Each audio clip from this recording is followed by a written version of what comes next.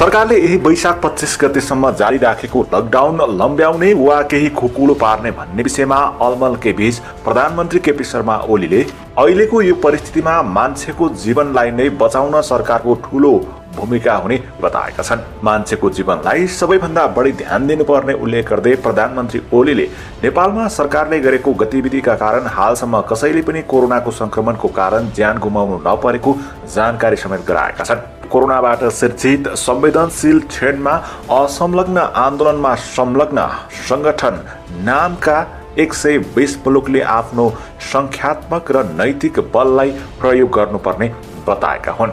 नामको भर्चुअल शिखर सम्मेलनलाई सिंहदरबारबाट सम्बोधन गर्दै प्रधानमन्त्री ओलीले मानव अहिले खतरामा रहेको र देख्न नसकिने एउटै शत्रुसँग लडिरहेको बताएका छन्। कोरोना विरुद्ध सहकार्य भन्ने नाराका साथ आयोजना गरिएको शिखर सम्मेलनको अध्यक्षता अजरबैजानका राष्ट्रपति तथा नामका अध्यक्ष इल्हाम अलियevले गरेका थिए। प्रधानमन्त्री ओलीले सम्बोधनका क्रममा भाइरसले मानवको क्षमता परीक्षण गर्नुका साथै जोखिमलाई पनि उजागर गरिदिएको बताएका छन्। विश्व व्यापार र यातायात अवरुद्ध भएका छन्, व्यापार खस्किएको छ, जागिर हराएका छन्, शिक्षा प्रणाली अवरुद्ध भएको छ, लाखौं गरिबीमा धकिलिएका छन्, दिगो विकासको लक्ष्यलाई अझ गाह्रो पर्ने देखिएको छ। प्रधानमन्त्री ओलीले भने, हामी आर्थिक घाटालाई फर्काउन सक्छौं, प्रविधिको पुनः आविष्कार गर्न सक्छौं, समृद्ध समाज निर्माण गर्न सक्छौं, तर मान्छेको जीवनलाई फिर्ता ल्याउन सक्दैनौं। यो भनेको मानव पुँजी, क्षमता, विज्ञता र सोचलाई गुमाउनु हो, प्रधानमन्त्री ओलीले भने। ओलीले अहिलेको अवस्थामा संयुक्त राष्ट्रसंघ र विश्व स्वास्थ्य संगठनको भूमिका महत्वपूर्ण हुने उल्लेख गर्दै ती संस्थालाई थप मजबुत बनाउनु पर्ने समेत बताएका छन्। प्रधानमन्त्री ओलीले कोरोनालाई परास्त गर्न नाम एकताबद्ध हुनुपर्ने सल्लाह समेत दिएका छन्। त्यसका लागि बहुपक्षीय र विश्वव्यापी रूपमा सहकार्य जरुरी रहेको समेत बताएका छन्। Mr. K.P. Sharma Oli, the Prime Minister of the Federal Democratic Republic of Nepal. Your Excellency Mr. Ilham Aliyev, President of the Republic of Azerbaijan and the Chairman of the Non-Aligned Movement, Your Excellencies, the Heads of State and Government, distinguished participants. At the outset, I would like to thank Your Excellency President Ilham Aliyev for this timely initiative to bring us together. Nepal welcomes your initiative to establish the NAM contact group for our collective fight against the COVID-19. The pandemic has shaken the world in a magnitude not experienced in our lifetime. It has reminded us now deeply our fate is interwoven in this global village. The humanity is at stake now. Close to 250,000 lives are lost. Our health facilities have been overwhelmed. The virus has tested our ability and exposed our vulnerability. Global trading and travel linkages are disrupted. Businesses have collapsed. Jobs are vanished. Education systems are disrupted and millions risk relapsing into poverty, making the realization of SDGs even harder. We are now fighting a common but invisible enemy. In such a situation, I believe that there is nothing more important than the protection of human life and saving our humanity. This is the supreme duty of governments. We can revive economic loss. We can reinvent technology. We can build a prosperous society, but we cannot revive the loss of precious human life, which is also the loss of human capital, talents, expertise, and ideas. So life comes first of all other considerations. Humanity must prevail, not the virus. For this, health must be our topmost priority. Mindful of this, in Nepal, we have deployed all political, economic, human, and technological resources at our disposal to contain the spread of the virus. Our focus has been on both the prevention and mitigation of the pandemic. We have marshaled all resources and state machinery at federal, provincial and local level to manage and respond to the crisis in a coherent way. We have upgraded health facilities, incentivized healthcare workers, and ensured accessible health services for all. We have installed additional facilities for quarantine and isolation. Measures such as testing,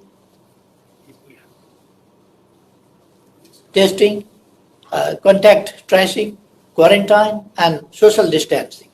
At the same time, we have enforced temporary measures such as nationwide lockdown, suspension of international flights, and restriction in cross-border movements of the people. I am happy to say that, as of today, there is no death from COVID-19 in Nepal. I must underline, though, the unprecedented economic hardship that we are facing. The whole economy is in standstill. Understandably, small enterprises, peasants, and daily wage earners are the hardest hit. Remittances and revenue sources have declined. Tourism has shattered. The pace of development will suffer, so will the sources of livelihood of the people. While we are determined to face the challenges, we believe that crisis of this proportion calls for robust global response. National endeavors must be complemented by international support measures. Here comes the indispensable role of the United Nations and its specialized agency, WHO. They must be strengthened and supported to promote cooperation, collaboration, and synchronize global response against the pandemic.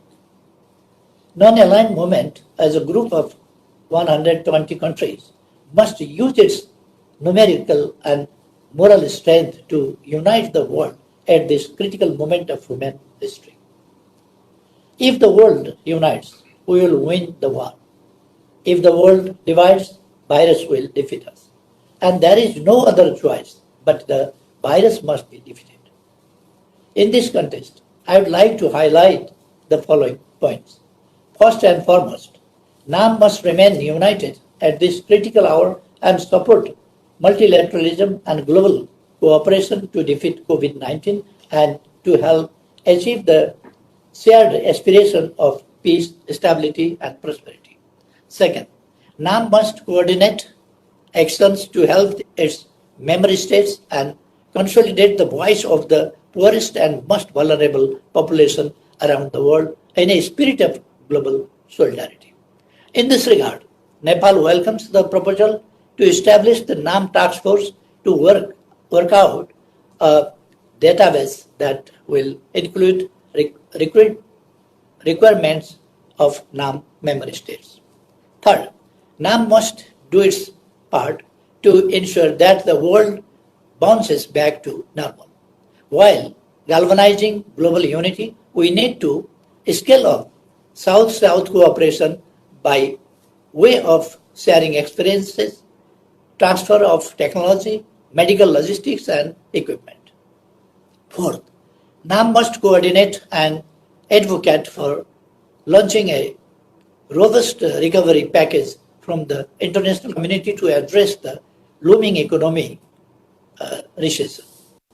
The impacts are already massive worldwide and they are